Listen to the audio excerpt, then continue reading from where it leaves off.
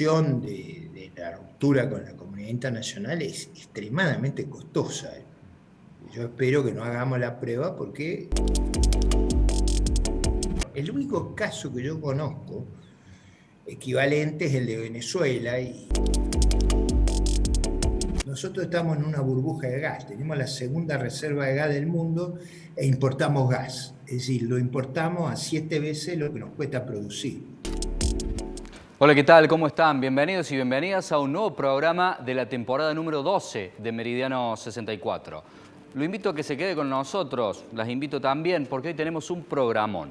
Vamos a charlar de economía. ¿Qué implica acordar o no acordar con el Fondo Monetario Internacional? ¿Cómo va a cambiar la vida? ¿En qué nos va a afectar? Tanto si se acuerda o no. ¿Qué va a pasar con la economía de este 2022? Van a ser algunas de las preguntas que le vamos a hacer a Ricardo López Murphy. ¿Cómo va a ser la economía argentina de este 2022 si logramos un buen acuerdo con el Fondo Monetario Internacional? ¿Qué pasaría si no se hace el acuerdo? ¿Cómo se modificaría la vida de la gente común y de las empresas? Estas van a ser algunas de las preguntas que le vamos a hacer a nuestro invitado. Estamos hablando del diputado por la Ciudad Autónoma de Buenos Aires, Ricardo López Murphy. Ricardo, ¿cómo le va? Muy buenas noches. Muchas gracias por este contacto con Meridiano 64. Un gusto de hablar con ustedes. Bueno, Ricardo, el gusto es nuestro. Cuéntenos en qué se modificaría la vida de la gente común y del empresario de lograr o de no lograr un buen acuerdo con el Fondo Monetario. Yo diría, en principio, no es con el fondo, es con todos los organismos multilaterales, con el Club de París, digamos, con todos los instrumentos de acceso a crédito no mercantil que hay en el mundo. O sea, usted tiene en el mundo el crédito mercantil, ya sea del financiamiento del comercio exterior o el de bonos y el flujo del mercado de capitales, y usted tiene el crédito no mercantil, digamos, de instituciones que son propiedad de los países, de los estados de los 200 países, o sea, el Fondo, el Banco Mundial, la Corporación de Fomento, el Banco Interamericano de Desarrollo, el Club de París, que es la asociación de los bancos estatales de financiamiento de la inversión. En general, ningún país entra en cesación de pagos con ellos porque eso prácticamente cierra todas las fuentes de crédito disponibles. Siempre son prestamistas que lo hacen aún en condiciones muy adversas, eh, al revés de los bonos o del crédito comercial, que son operaciones más de mercado. Entonces, haber llegado a romper con ello es prácticamente volverse un paria financiero, tener que operar al contado y básicamente no resulta viable una economía moderna y de alto desarrollo tecnológico como la nuestra que opere en ese contexto. Creo que sufriría un proceso de degradación muy grande de entrar en esa crisis. Ahora, esperemos que prime el buen sentido y el país se encauce. Como tenemos tanta dificultad y tantas oportunidades, encauzado en una senda previsible, debería ayudarnos en un contexto que el mundo crece por los cambios tecnológicos, por los años que estuvo detenido y creo yo por la revolución en las comunicaciones, en los transportes, en los materiales. Eso debería ayudarnos, dado que nosotros estamos en un escalón relativamente bajo del estado de las artes en la manufactura, en muchos sectores donde tenemos un gran potencial, pero la falta de capacidad de inversión, la falta de ahorro, las dificultades producto de la desconfianza nos han tenido aislados. Así que yo diría, el escenario de evitar una salida catastrófica, yo veo buenas perspectivas para Argentina, sobre todo cuando se reanuden los flujos turísticos, las corrientes comerciales se terminen de normalizar, se normalice también la logística en el mundo que ha tenido, digamos, los problemas propios de una pandemia. Así que ahí veo un escenario, digamos, de posibilidades para todos. El otro escenario es el de un aislamiento que no conozco un caso de un país de ingresos medios como Argentina, no creo que haya experiencia, pero me temo que va a ser muy traumática porque nuestras vinculaciones con el mundo son muy intensas. Ujú. ¿Usted piensa, Ricardo, que verdaderamente Cristina quiere acordar con el fondo y después lavarse las manos con lo que ocurra, o que realmente quiere romper esta relación y esta posibilidad de pedalear los pagos? No lo sé, yo creo que eso es más para un psicoanalista que para digamos, en todo caso, un diputado o un miembro del sistema político. Las intencionalidades me son difíciles de jugar. Yo trato de apelar a un racionalismo crítico, es decir, a mirar los beneficios y costos de los problemas, y me parece que en los términos que lo he planteado y que está planteado el problema, no da lugar a devaneos ideológicos, sino da lugar a conductas esquizofrénicas o patológicas. La opción de la ruptura con la comunidad internacional es extremadamente costosa. Yo espero que no hagamos la prueba porque el país ha sido laboratorio de muchos experimentos monetarios, cambiarios, fiscales.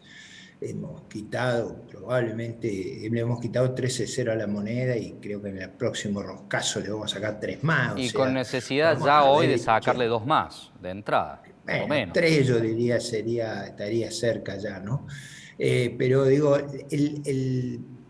este experimento nunca lo hicimos. Y yo temo que sea de dimensiones más graves que los anteriores. Esa es mi presunción. No tengo cómo probarlo. Bueno, el único caso que yo conozco equivalente es el de Venezuela, y ahí la caída del ingreso per cápita fue colosal, fue 85%. Piense usted que nosotros tenemos todos estos problemas porque nuestro ingreso per cápita hace 12, 14 años que no crece. Ahora, imagínese lo que es la caída del nivel de vida si usted tiene un derrumbe muy, muy marcado de su producción, porque se le fuga el capital humano, eso es muy importante. El capital humano en el mundo es 4 veces el capital físico. Lo que está saliendo de Argentina, que no lo tenemos bien mensurado, es una fuga de cerebro fenomenal, de los mejores que tenemos. Entonces, eso para pararlo hay que ofrecer un horizonte razonable. Ujú. Eso es Que, más importante que la salida de capital financiero, que en todo caso claro, es más marginal. naturalmente la gente que elige irse se va porque no está este horizonte del que usted señala. Tomando su frase de relación costo-beneficio y con el diagnóstico que usted da de la economía, ¿qué habría que hacer en nuestro país para salir adelante y cómo podríamos hacerlo sin destrozar más aún el poder adquisitivo de los que menos tienen, que ya viene perdiendo poder adquisitivo desde hace por lo menos, Y quedándonos que cortos, serían los 10 que más años? sufrirían, porque una cosa que sabemos de economía es que cuanto más abundante es una cosa, más barata se vuelve, y cuanto más escasa, más cara se vuelve. Ese es un principio universal de la economía. Lo que está ocurriendo en la Argentina es que cada vez hay menos capital humano y cada vez gente con bajo nivel de preparación. Entonces esa gente, normalmente la gente más pobre, y esa gente está sufriendo, digamos, la falta de capital complementario físico, porque ha habido poca inversión en los últimos 20 años, y también falta de capital humano en toda la cadena productiva. ¿No? Si el problema se arregla, lo que más beneficia de eso, no tengo ninguna duda, es los más pobres. El rumbo que tiene que tomar el país, yo creo que es bastante claro. Tiene que exportar, o sea, ese es un mercado formidable. Nosotros exportamos algo así como cerca de $1.400 per cápita, Chile exporta cerca de 5.000, o sea, ahí está claro dónde hay que ir. Tenemos que ir a un aumento enorme de exportaciones que nos dé la amplitud de mercados y nos dé la oportunidad de desarrollar algunas tecnologías y algunas actividades que necesitan un espacio muy grande.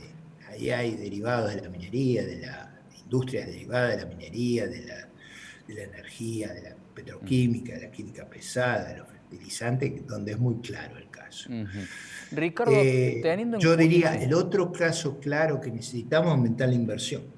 Nosotros necesitamos aumentar la inversión y retener el capital humano. Entonces, aumentar la inversión es un tema muy importante y eso requiere credibilidad. Una de las grandes ventajas de un acuerdo, que es que el acuerdo, ¿qué es lo que hace? Es lo que diga el gobierno argentino, nada más que en lugar de mantenerlo oculto, lo tiene que balizar.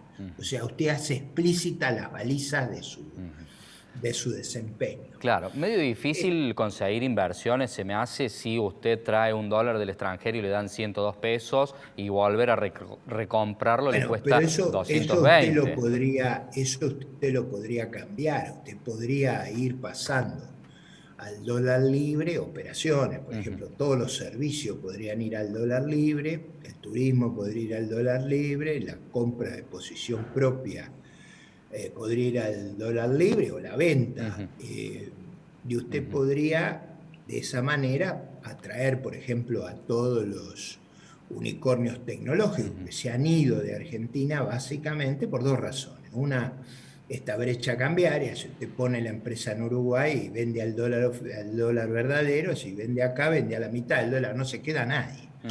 Y la segunda es una tributación confiscatoria a las personas exitosas que también hace que no, usted ve que es muy difícil que alguien que haya juntado una fortuna venga a vivir a la Argentina. Y los que Lógicamente. vienen hacen juicio por la tributación confiscatoria, los casos de Batistuta, Teve, todo eso están haciendo juicio, porque la plata duramente ganada se la quieren sacar. Exactamente. Entonces, un régimen tributario que favorezca la inversión, que favorezca la operación, yo creo que eso parte de más libertad, o sea, más inversión, y por último, más empleo privado. Nosotros en los últimos años hemos destruido alrededor de 200.000 empleos privados y subido alrededor de 700.000 empleos públicos. Lo que hay que hacer es la cuenta al revés, o sea, más empleo privado, más inversión, más exportaciones. Ese es el sendero inexorable. Ese es el sendero que va a estar en el plan balizado, como llamo yo. Balizas son los mojones iluminados. Cualquier programa va a ir por ahí y ese programa tiene la ventaja, como yo lo veo, de que es capaz de generar mucho empleo. Y si genera mucho empleo, arregla los problemas de la seguridad social y otras cuestiones muy complejas que tenemos. Ricardo, en las últimas 2 semanas, aquí en Meridiano 64, hemos entrevistado a Guillermo Moreno y a José Luis Espert. Nosotros hemos recopilado algunos segunditos de cada uno de ellos, quisiéramos que usted lo vea y luego nos brinde su opinión sobre lo que dicen, que está bastante relacionado también con su diagnóstico de la realidad actual. Posibilidad para tener un año razonable es que siempre dentro de la ley y el orden, siempre de los espacios institucionales, siempre preservando la organicidad de la patria, lo que hay que, si es que Alberto Fernández se mira al espejo y deja de autopercibirse exitoso, es generar los mecanismos para tratar de cambiar el gobierno. No, con Esper o las ideas de Esper gobernando a partir del 23, con estas ideas la salida es Ezeiza, claramente. Bueno, Ricardo, lo decía José Luis Espert, con estas ideas la salida es Ezeiza. No sé si también escuchó a Guillermo Moreno que hay que generar los mecanismos institucionales y constitucionales para cambiar ahora mismo el gobierno, que se vaya Alberto y que se vaya Cristina. A ver, déjeme a mí hacer mi punto. Yo creo que tenemos que lograr resolver esa enorme incertidumbre, ese enorme desasosiego que hay por la ausencia de un plan claro, y que ese plan contenga esos puntos directrices que yo señalé. En ese caso, usted va a conservar la institucionalidad y no va a elegir Ezeiza para irse, sino para volver. En general, Argentina, si hace las cosas que debe hacer, tiene posibilidades muy interesantes de desarrollo. Fíjese una paradoja que a mí me cuesta tanto explicar cuando hablo para medios extranjeros. Nosotros estamos en una burbuja de gas, tenemos la segunda reserva de gas del mundo e importamos gas. Es decir, lo importamos a 7 veces lo que nos cuesta producir. Y encima lo Eso cuando traemos en un usted, barco, ni siquiera en un gasoducto. en un barco o de bolín. Eso cuando usted lo dice, nadie lo puede entender. Y usted sabe, y ellos saben, que de ahí se derivan actividades como la petroquímica, los fertilizantes, la química pesada, que dan lugar a una cadena de valor monumental. En el caso de los fertilizantes, haría explotar la producción de nuestras feraces praderas. Es decir, hay todo un razonamiento como si nosotros siguiéramos un camino de suicidio. Yo creo que hay que rumbear de otra manera, el rumbo es muy importante y hay que aprovechar ese potencial. Y hay que hacerse las preguntas, ¿por qué un país con esas reservas no las puede movilizar? Es decir, ¿cómo puede ser que con tantas ventajas no las pueda utilizar? Esa es la pregunta la única que hay que hacerse. Y Bueno, yo creo que eso se debe a un mal diseño de las instituciones económicas, a un mal planteo conceptual sobre nuestros dilemas, entre otros esta locura de querer romper con las instituciones no mercantiles del financiamiento mundial, con la arquitectura financiera mundial. Es un disparate, es como si usted quisiera tener un banco fuera del Banco Central, no consigue depósito, no es factible eso. A ver, creo que ahí le encontré la vuelta a la explicación. Imagínese un banco que usted no puede hacer transferencias, no puede hacer operaciones, no le aceptan la tarjeta de crédito. ¿Usted sería cliente de ese banco? naturalmente que no. Eso es lo que se trata de hacer, esta locura que a veces no se dice en voz alta, pero en sordina se ha mencionado varias veces. Al revés de lo que opinan esas personas, cada día que perdemos en llegar a un acuerdo, juega en contra nuestra. O sea, si se hubiera buscado un acuerdo en plena pandemia, en el 2020, inmediatamente en la negociación con los bonistas, hubiéramos tenido en ese clima oportunidades formidables de ordenar nuestra situación. A medida que pasa el tiempo, que los problemas se reproducen y que las cosas parecen fuera de control, es todo más difícil. Incluso es difícil, véalo desde este punto de vista, para los funcionarios de los organismos que tienen que llegar a un acuerdo con nosotros. Porque en general les ha costado la carrera a muchos de los antecesores. Entonces, meterse con un país donde se escuchan cosas locas y se dicen cosas locas genera esta incertidumbre. Fíjese que dos personas que usted puede estar de acuerdo o no, pero han tenido un rol protagónico en la vida argentina, como Esper y como Moreno, uno le dice que hay que cambiar el gobierno, yo no sé cómo se hace eso en el marco de esta institucionalidad, y el otro dice que es Ezeiza. Es decir, estas cosas solo se pueden decir en un clima donde prevalece esa sensación de que el gobierno, el liderazgo va a hacer locura. Yo espero que no y trabajo para que no lo haga. Agregando a lo que usted decía, en el siglo XIX, en la época de Domingo Faustino Sarmiento, el tren Córdoba-Buenos Aires demoraba menos tiempo de lo que demora hoy, y Argentina produce alimento para 450 millones de personas y resulta que tenemos 5 millones que ni siquiera tienen para comer.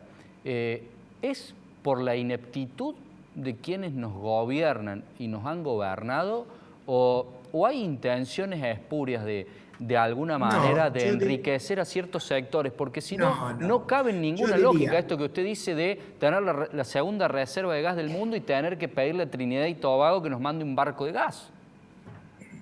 Es difícil de entender eso, pero eso es la pregunta que tiene que hacerse es por qué cambiamos los secretarios de energía en este gobierno, por qué esa cosa que es tan obvia no está clara.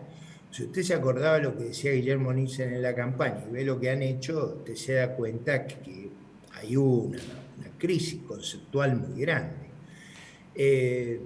Yo diría que una muy buena explicación de lo que nos pasa es esa acumulación de impericia, violación de los derechos de propiedad y enorme incertidumbre. Si esas tres cosas, la impericia, la violación de los derechos de propiedad y la enorme incertidumbre la corregimos, a mí me parece que tenemos una oportunidad y ese es un beneficio inapropiable, pero muy potente, de firmar un acuerdo. Es decir, nos daría digamos, ese camino iluminado, ¿no? Los más 50, por decirlo de alguna manera, cada vez más seguido están contando esos tiempos del 89, 90, 91, en donde se cambiaban los precios mañana, tarde y noche. López Murphy, ¿tenemos posibilidad de que se desate nuevamente una hiperinflación en este 22-23 en la República Argentina? Hay dos elementos que impidieron hasta ahora que usted tuviera una hiperinflación. Esos dos elementos están vinculados o a las reservas internacionales o a un flujo positivo de cuenta corriente. Mientras usted tenga en stock o en flujo los dólares, ese fenómeno es difícil que ocurra. Si usted deja de tener reserva, y eso estamos muy cerca, o el flujo de cuenta corriente se le vuelve negativo, ahí los riesgos suben extraordinariamente. Si usted repasa la historia, el problema del 89 fue que nos quedamos sin reserva y voló el tipo de cambio y bueno, y ahí empezó una aceleración fenomenal de la velocidad de circulación. Para darle una idea, la velocidad de circulación era 5 veces la que tenemos ahora. O sea, con la misma cantidad de dinero usted financia un nivel de precio 5 veces más grande. Y bueno, por eso no hay que jorobar con esas cosas. Seguramente, cosa que sí se está haciendo. Ricardo, la verdad que se nos ha acabado el programa, ha sido un gusto tener este diálogo con usted. Esperamos nuevamente poder tenerlo aquí en nuestro espacio y lógicamente si viene aquí a Córdoba en el estudio también. Muchas gracias. No, mi afán de participar a lo largo y a lo ancho del país es porque creo que la política tiene un rol docente. Si nosotros pudiéramos ilustrar correctamente los dilemas que tenemos, probablemente cometamos menos errores de los que cometemos. Muchas gracias. No, gracias a usted, Ricardo. Lo despedimos hasta la próxima. Nos hemos quedado sin programa. Programón el de hoy, con Ricardo López Murphy dando una clase de economía. Nosotros nos despedimos hasta la semana próxima. Siga compartiendo nuestra pantalla. Hasta entonces.